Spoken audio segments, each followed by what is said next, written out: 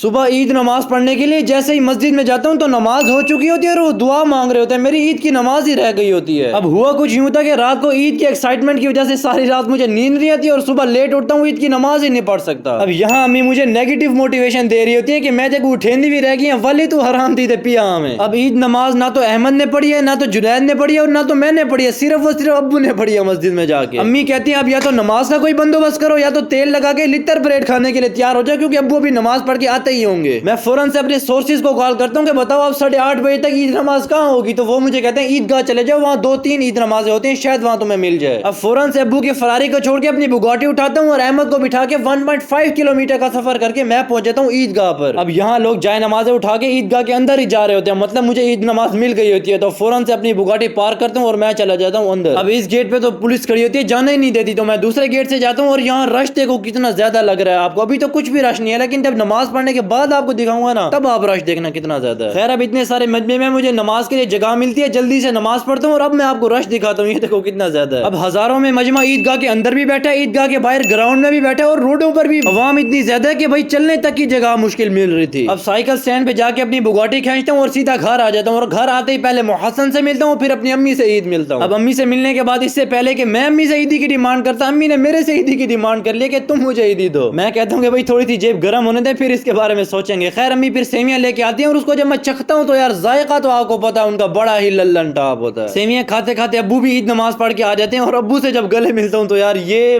तकरीबन अब्बू से मेरे पास यार बस अल्फाज नहीं है, ये तकरीबन समझो 1 साल बाद ही हमें यही एक ही मौका मिलता गले मिलने का। अब यहाँ अब्बू की खुशी देखो नहीं रुक रही, सोचो मेरा क्या हाल हुआ होगा। अब यहाँ अब्बू से ईदी की डिमांड करता हूँ और अब्बू कहते हैं मेरे हाथ में अभी तो सामान है, बाद में करते हैं ईदी का भी कुछ। हसीब की भी कॉल आती है कि भाई राह में तेरे से ईद मिलने आए, वो मैं एक्टिंग करके आगे चला जाता हूँ, लेकिन वो देखो पीछे खड़ा हुआ। इससे जाके ईद मिलता हूँ और इससे पूछता हूँ ये गले में तूने क्या पहना हुआ है। वो कहता है कि लोग ईद की खुशी में फलस्तीन वालों को, गाजा वालों को ना भूल जाएं, इसलिए मैंने ये पहना हुआ है। तो यार ये एक बहुत अच्छा मैसेज है। बाद में लोधरा से हंदला भी अपने दोस्तों के साथ बहावलपुर मुझे ईद मिलने आया होता है, तो मुझे मिलने से पहले कहता है मोहसन को अंदर से लेके आता हूँ, मोहसन को लेके आता हूँ, फिर ये मोहसन से भी मिलता है और फिर मुझे मिलता है। यहाँ ये कहते हैं तू मान ना मान लेकिन तेरे से ज्यादा फैन फॉलोइंग मोहसन की ही है। अब ये कितना सच है कितना झूठ है मुझे कमेंट्स में जरूर बता के जाना। फिर पहले मकसूद भाई मोहसन को ईदी निकाल के देते हैं, फिर ये मुस्तफा भाई निकाल के देते हैं और उसके बाद ये भाई निकाल के देते हैं, तो फिर हंसला की गैरत जागी होती है कि भाई मैं भी दूंगा अब तुझे ईदी। तो ये जेब में से फौरन से मरे हुए नोट निकालता है और इसको ईदी देता है। अब आप मुझे हंसला की शक्ल देख के बताओ कि इसने जबरदस्ती ईदी दी है कि नहीं। हंसला मोहसन को साइड पे लेके जा रहा है कि भाई जो ईदी मैंने तुझे दी है वो मुझे वापसी दे। खैर अब मजाक अपनी जगह, फौरन से मोहसन को गाड़ी में बिठाते हैं और ये देखो गाड़ी में कितने दबड़ू गुजरू बैठे हैं। कोई चीज खा पी के ये मुझे घर छोड़ते हैं और फिर जब मैं सोता हूँ तो भाई 8 घंटे सोया पड़ा रहता हूँ, मेरे पीछे मोबाइल पड़ा है। अब टाइम देख लो 6:15 बजे तक भाई मैं सोता रहता हूँ ईद वाले दिन। यार जो बचपन में ईद होती थी ना, अब वो ईद का मजा ही नहीं रह गया और आप लोगों में से भी मुझे लगता है सारों की सो के ही गुजरी होगी। मुझे कमेंट्स में जरूर बता के जाना। बाद में अम्मी मुझे नींद से उठाती हैं और कहती है मोहसन तैयार हुआ इसका फोटो शूट करो, तो फिर हम सारे घर वाले मिलके इसका फोटो शूट करते हैं और इसको देखो कैसे हीरो की तरह सामने खड़ा है। बाद में फिर हम सारे घर वाले अब्बू के पास आते हैं, अब्बू को याद दिलवाने के लिए कि भाई ईदी नाम की भी कोई चीज होती है। तो अब्बू कहते हैं मेरे पास पैसे हैं नहीं, बैंक से जाके निकलवाने पड़ेंगे। अब अब्बू जल्दी से अपनी फरारी निकालते हैं, कुछ बच्चे अब्बू अपनी फरारी पे लोड करते हैं, कुछ मैं अपनी बुगाटी पे लोड करता हूँ और हम पहुंच जाते हैं सीधा बैंक में पैसे निकलवाने के लिए। और यहाँ मोहसन कहता है बैंक का कार्ड मुझे दो, मैं पैसे निकलवा के दूं। तो मोहसन आगे आगे, हम उसके पीछे पीछे। अब मोहसन को लग रहा था कि जिसके हाथ में कार्ड होता है पैसे उसी को ही मिलते हैं। खैर ये कार्ड डालता है, जल्दी से पैसे निकलवाते हैं और मोहसन पैसे लेके जाके अब्बू को दे देता है। अब बैंक के साथ ही मेरे इस दोस्त के वालिद साहब की दही बल्लों की शॉप होती है और ये यहाँ बैठ के आलू काट रहा होता है। इससे जल्दी से ईद मिलता हूँ और ये वही दोस्त है जिसके वालिद साहब को कुछ दिन पहले हार्ट अटैक आया था। इससे इसके वालिद साहब का भी हाल पूछता हूँ तो वो कहता है अल्हम्दुलिल्लाह वो ठीक है। अब इसको जल्दी से अल्लाह हाफिज बोलता हूँ और फिर हम आ जाते हैं सीधा अपनी नानी माँ के घर। उसके बाद भाई अपने छोटे मामू से ईदी मांगता हूँ, वो भी नहीं देता। उसके बाद उनसे बड़े मामू से मांगता हूँ, उनसे भी नहीं मिलती। फिर उनसे बड़े मामू से मांगता हूँ, उनसे भी नहीं मिलती। बाद में मेरे खालू मुझे 50 रुपए ईदी देते हैं, वो भी मोहसन मेरे से खींच लेते हैं। मतलब नानी माँ के घर से आउटपुट अभी भी जीरो है। ईद में मजे तो भाई इन बच्चों के हैं। हम भी बचपन में भाई पानी वाली पिस्तौलें लेते थे और ईद पे उन्हीं से खेलते थे। खैर ये है मेरे नानाबू जो एतकाफ में भी बैठे थे। जाके इनसे पहले ईद मिलता हूँ, फिर इनको एतकाफ की मुबारकबाद देता हूँ, फिर अब्बू भी इनसे मिलते हैं, इनको मुबारकबाद देते हैं, फिर हम सीधा घर की तरफ रवाना हो जाते हैं। अब वापसी घर जाते हुए मोटरसाइकिल का पेट्रोल कब्रिस्तान में खत्म हो जाता है और डर इतना लग रहा होता है बहुत। बच्चों को कहता हूँ धिक्का लगाओ और धिक्का लगाते हैं, फिर हम फौरन से घर पहुंच जाते हैं। यहाँ मेरा छोटा भाई अपनी ईदी गिन रहा होता है और इसको देख के मुझे मेरा बचपन याद आ जाता है। बचपन में बिल्कुल सेम टू सेम हम ऐसे किया करते थे। बाद में भाई फिर अब्बू भी गलू ला के सोने की तैयारी में होते हैं। अब्बू से कहता हूँ भाई मुझे ईद तो दें। अब्बू भाई फिर रियायत करवाने के लिए मेरे अंदर नुक्स निकालते हैं कि भाई रमजान में ना इसने नमाजें पढ़ी है ना इसने कहना माना ये वो। फिर आखिरकार ईदी दे देते हैं, वो मैं जाके फिर अम्मी को रखवा देता हूँ कि आप रखें। अब ईद पे फिर के मोहसन की तबीयत बहुत ज्यादा खराब हुई होती है। इसको पप्पी देने के लिए जब होंठ लगाता हूँ तो भाई आग से भी ज्यादा गर्म होता है, इसको बहुत तेज बुखार رہا ہوتا ہے. ساتھ میں نے ایک گیلا کپڑا رکھا ہوتا ہے جو میں بار بار اس کے ماتھے پہ مار رہا ہوتا ہوں اور یہ مجھے مارنا ہی نہیں دے رہا ہوتا.